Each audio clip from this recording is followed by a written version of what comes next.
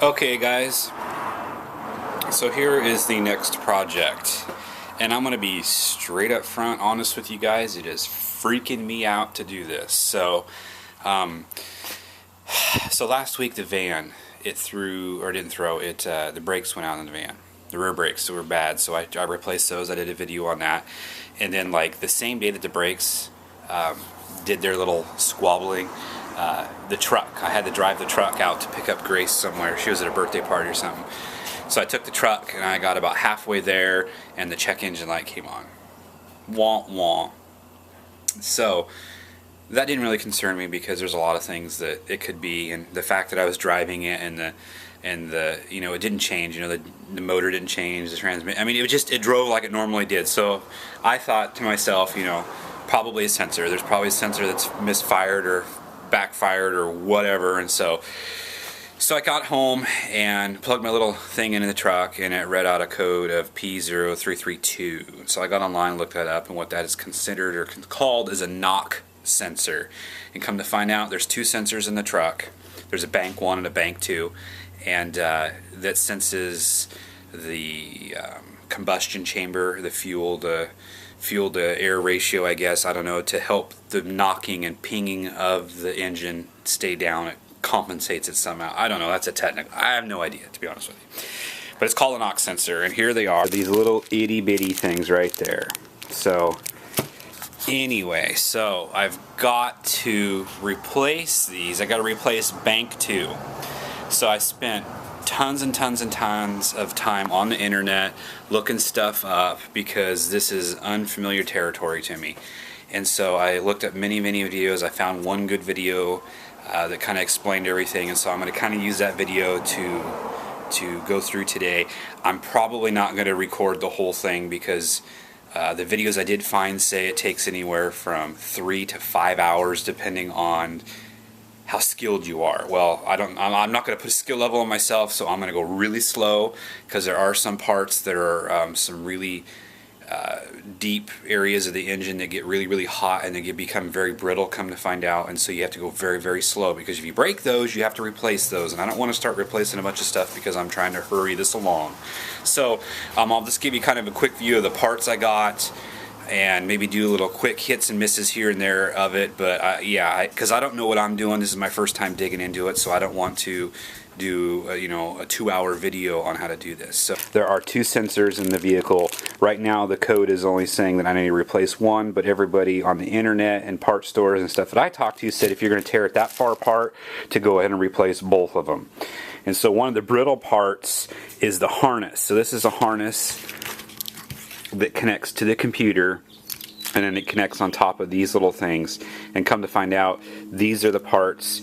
Usually it's this part that fails, it gets too corroded to read properly, or it's this part here that breaks and fails. So anyway, so I'm going to replace all of that.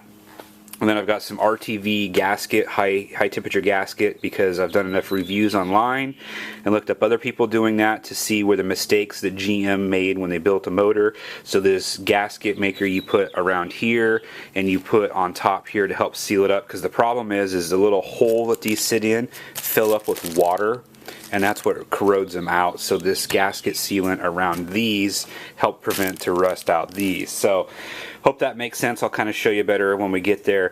I did not have a fuel line disconnector, so I do have to disconnect the fuel lines because I have to take quite a bit of the top of the engine off, and so I did not have those, so I had to buy that. The other thing I had to buy is I had to buy torque wrenches.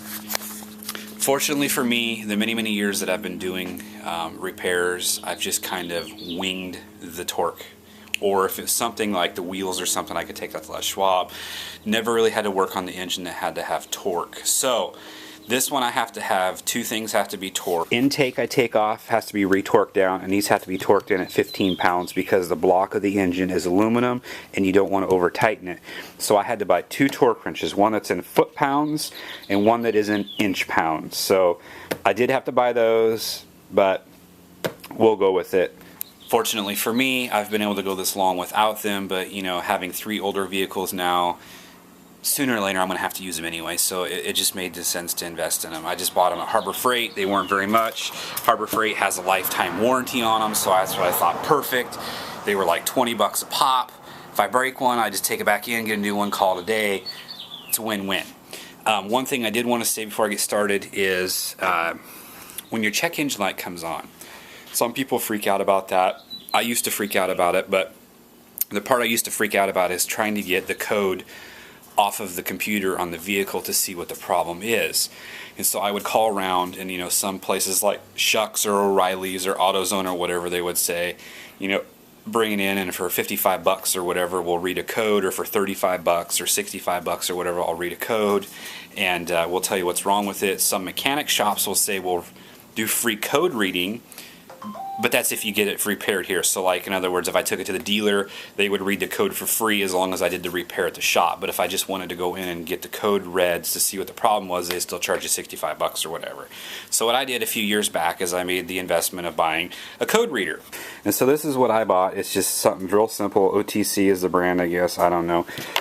And so it just, here's the adapter. It just plugs in underneath the dash of the vehicle, and then there's just steps that walk you through on here of what the code, it'll tell you how to read the code. One thing I didn't realize back when I bought this in the parts store, they didn't give me the 1-2, I guess, on these, is that there are a couple different kinds of code readers. That code reader I bought was for 2002 and newer vehicles. So if it's older than 2002, it will not read the codes. They weren't very clear on that, so I bought this one, and then come to find out there was one I could have spent like $20 more, and it would have done 2002 and newer and 2002 and older.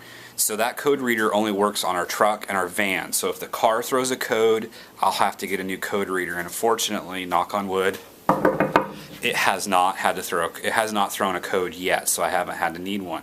But that code reader was 50 bucks.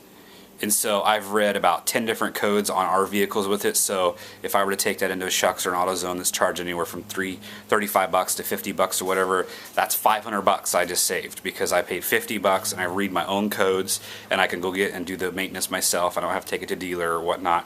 And it's just, if you're going to do maintenance on your vehicles, that's kind of a thing that I would say is a go-to. Make sure you get one of those to save yourself some money. Okay?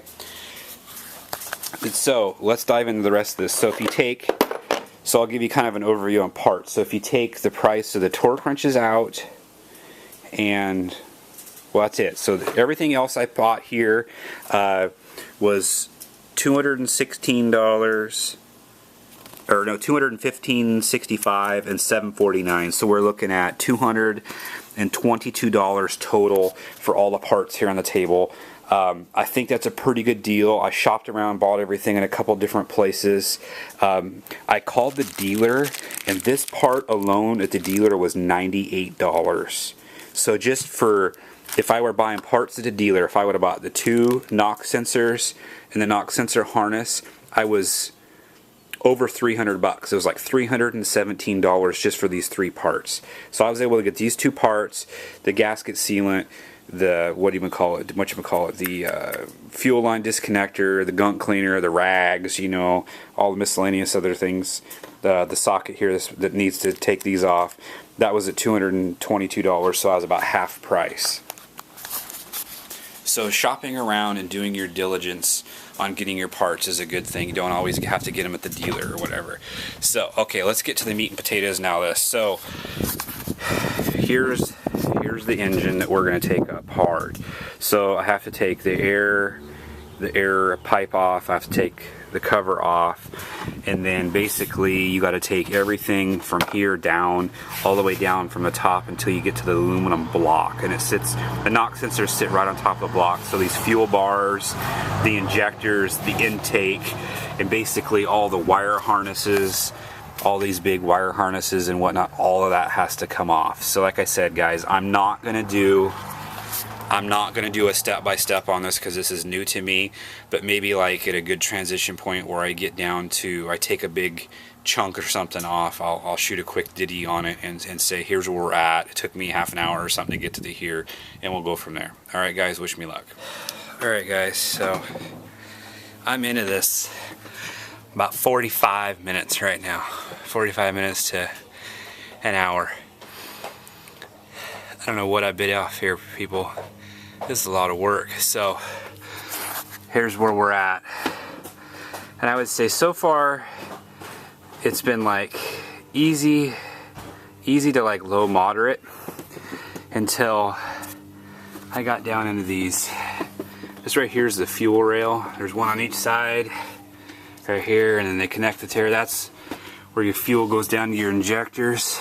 Injectors are right here, and they have these clips on them. But the engineers at GM, they didn't think one clip would be good enough. So see, that clip goes down and snaps on there. But then what you've got is you've got this safety clip. So that clip right here will clip on. It goes snap on. And then this one slips down in there. This big old long key right here slips down and locks in again. So you got a double clip. Well, that's not too bad on the passenger side because the clip tabs are all on the access side. And you're like, boy, these are snapping out, which I made a mistake of starting on this side. This side, you got to come in from the firewall, which isn't bad until you get to these last two. And this last one, clear in the back here, it's like I didn't even barely have enough room to get my tiny little screwdriver in there to get those clips out. It was like right up against the firewall. So those took, the passenger side took like 5 minutes tops to pop all four off. The other side took like 15-20 minutes, and those are the clips they're talking about that you got to be really careful because they get really brittle when they're hot. And if you break a clip, no good, because the clip's broke and that's your injector. And so if your clip's kind of dangling, you're not going to have a cylinder that's firing. And so looking at all these wires and stuff in here, they're all part of this ginormous harness. So it's not like you can just go, oh, I'll just snip that off and put a new one on. I'm pretty sure you'd have to do a whole new harness. So go slow and easy wins the race. Alright guys, so we are about an hour and 10 minutes into this, and that's what we took out. There's the intake in there. So here is the intake upside down, and so got a little fuel leaking here from the fuel lines. We'll clean that up.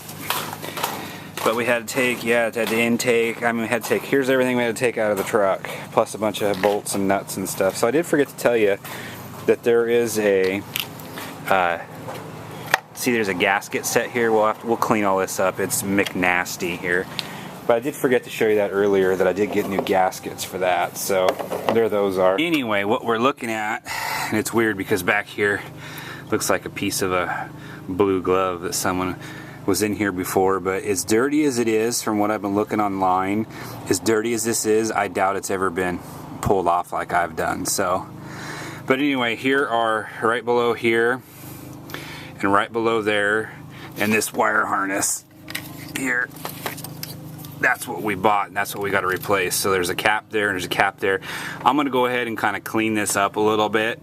Well, actually a lot. I'll probably take half an hour, 40 minutes cleaning this up. Make sure you clean all the residue and stuff off of this really well.